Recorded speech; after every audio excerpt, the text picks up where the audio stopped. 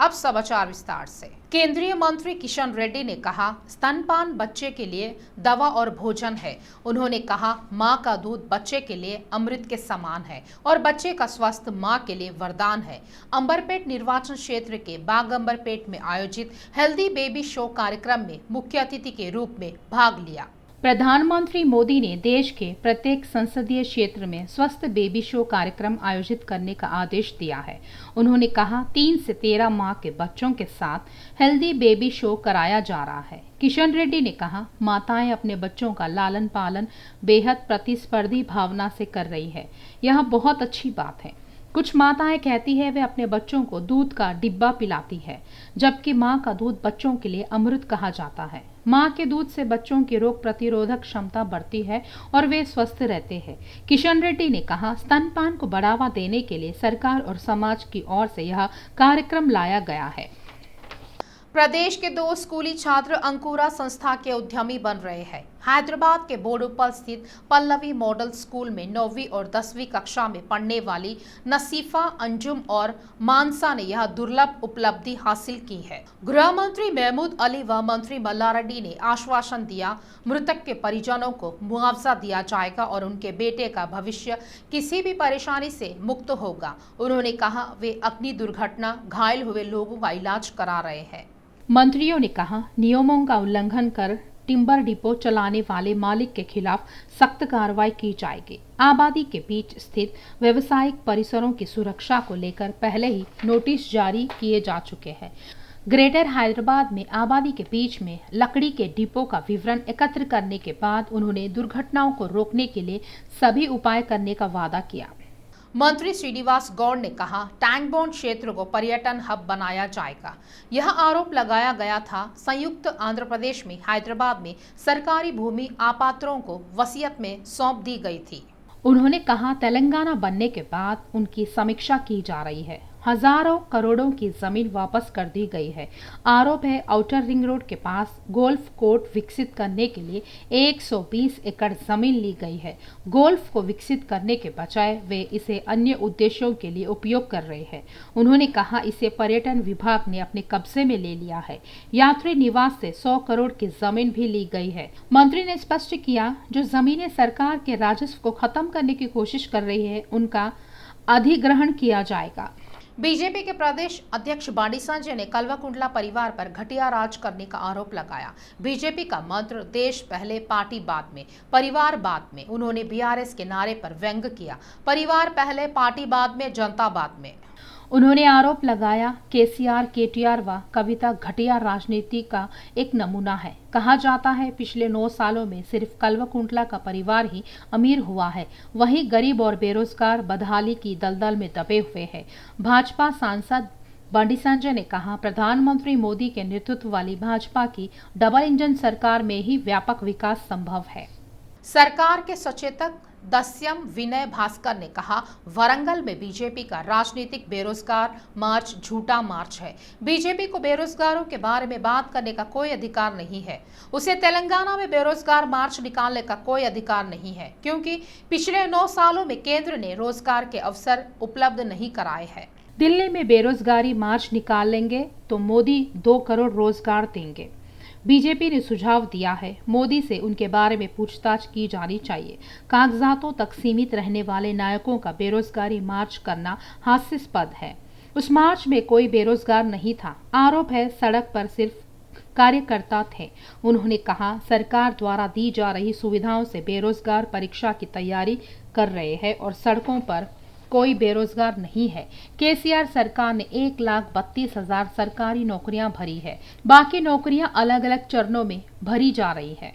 तेलंगाना सरकार ने कंटी वेलुगु कार्यक्रम के जरिए राज्य भर में अब तक 8,99,470 लोगों ने आंखों की जांच कराई है। 17,20,200 दृष्टि बाधित व्यक्तियों को चिन्हित कर उन्हें निःशुल्क चश्मा एवं दवाई दी गई है। गृह मंत्री महमूद अली ने कहा, तेलंगाना के लोग भाग्यशाली है, उन्हें केसीआर जैसा दूरदर्शी मुख्यमंत्री मिला है। कुक्कड़पल्ली विधानसभा क्षेत्र के लोग भाग्यशाली है, उन्हें विधायक के रूप में माधवरम कृष्णराव जैसा नेता मिला है, जो हमेशा लोगों के लिए काम करता है। बीजेपी को लगता है अगले चुनाव में बीआरएस को रोकने के लिए उसे बड़े पैमाने पर पार्टी में शामिल होने की जरूरत है। इसके लिए विशेष ज्वाइनिंग कमेटी का गठन किया गया है। हालांकि आलाकमान ने यह महसूस किया है यह एक समस्या बन गई है। नेता एक दूसरे के संपर्क में आ रहे हैं। बीजेपी में शामिल होने में हो रही देरी के पीछे यही वजह मानी जा रही है। इसीलिए यह ज्ञात है एक साथ जाना और भाजपा के राज्य प्रमुख और कुछ नेताओं के साथ बातचीत करना बेहतर है जो शामिल होने के बारे में चिंतित है। पार्टी में शामिल होने के लिए पार्टी ने विशेष ज्वाइनिंग कमेटी बनाई है। समिति ने महसूस किया सदस्यों की उपस्थिति में चर्चा के बाद ही नेताओं को शामिल किया जाना चाहिए। समिति के सदस्यों से चर्चा की जाए तो जैसे जैसे नाम लीक हो रहा है ऐसा लगता है नेताओं को बाहर जाने से रोकने के लिए दूसरी पार्टियां रास्ता रोक रही है। नतीजतन भाजपा नेताओं ने बैठकों पर ध्यान केंद्रित किया है। उनसे संपर्क करना जो अकेले जाते हैं और अपने स्वयं के क्रेडिट के लिए शामिल होते हैं। पुलिस ने सर्वदलीय नेताओं के साथ इंदिरा पार्क में टी सेवा के तत्वावधान में 17 अप्रैल को वाईएस शर्मिला के अनशन के लिए अनुमति नहीं दी। उन्होंने ट्रैफिक जाम के कारणों का हवाला देते हुए भूख हड़ताल पर जाने से इनकार कर दिया। पुलिस द्वारा अनुमति नहीं दिए जाने के बाद वाईएस शर्मिला पार्टी के प्रमुख नेताओं के साथ आगे की कार्रवाई पर चर्चा कर रही है। क्या हमें तेलंगाना हाईकोर्ट का दरवाजा खटखटाना चाहिए और अनुमति लेनी चाहिए या वाईएसआर तेलंगाना पार्टी कार्यालय में भूख हड़ताल जारी रखे? वाईएस शर्मिला अपने नेताओं से इस पर चर्चा कर रही है। राज्य में केंद्रीय जांच एजेंसियों और राज्य पुलिस के बीच शीत युद्ध जारी है। राज्य में दर्ज मामलों की पूछताछ के लिए सीबीआई और ईडी एंट्री कर रही है। हालांकि राज्य पुलिस उन संगठनों के अधिकारियों के साथ सहयोग नहीं कर रही है। हैदराबाद मेट्रो ट्रेन के यात्री चालान काटने की मुश्किल से बचने वाले नहीं है। मेट्रो स्टेशनों के पास पार्किंग की पर्याप्त सुविधा नहीं होने के कारण यात्रियों को चालान का सामना करना पड़ रहा है। मेट्रो यात्री ट्रैफिक पुलिस को भारी जुर्माना और जेब खाली करने से जूझ रहे हैं। वे पार्किंग की समस्या से निजात चाहते हैं। अनुरोध कर रहे हैं मेट्रो स्टेशनों के पास वाहनों के लिए पर्याप्त पार्किंग सुविधा उपलब्ध कराई जाए। शहर के कुशाईगुड़ा स्थित टिम्बर डिपो में आज तड़के आग लग गई। देखते ही देखते भीषण आग लग गई। आग बगल की एक इमारत में फैल गई जिससे वहां रह रहे दंपत्ति और उनके बेटे की मौत हो गई। वीर शिरोमणि महाराणा प्रताप जी की 483वीं जयंती समारोह 22 मई को विशाल शोभा यात्रा के साथ मनाई जाएगी। वीर क्षत्रिय राजपूत समिति द्वारा महाराणा प्रताप जयंती का पाम्पलेट विमोचन 15 अप्रैल को महाराणा प्रताप फंक्शन हॉल में किया गया। संस्थापक अध्यक्ष ठाकुर सतीश सिंह ने कहा, इस बार शोभा यात्रा 22 मई को शाम 5 बजे महाराणा प्रताप पार्क आगापुरा से प्रारंभ होकर महाराणा शिवाजी द्वारा पुराना पुल पर संपन्न होगी। इस कार्यक्रम के मुख्य अतिथि बॉलीवुड अभिनेता ठाकुर अनूप सिंह और गोशामल विधायक राजा सिंह होंगे।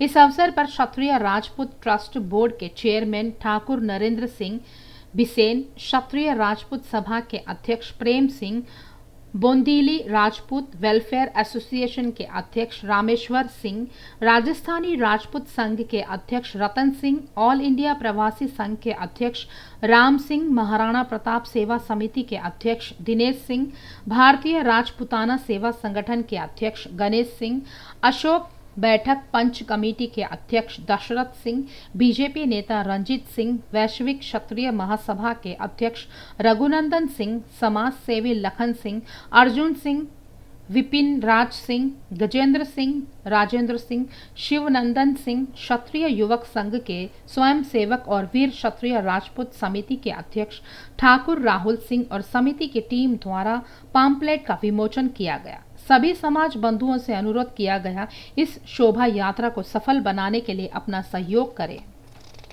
सभी राजपूत संगठन के अध्यक्ष के मौजूदगी में वीर शिरोमणि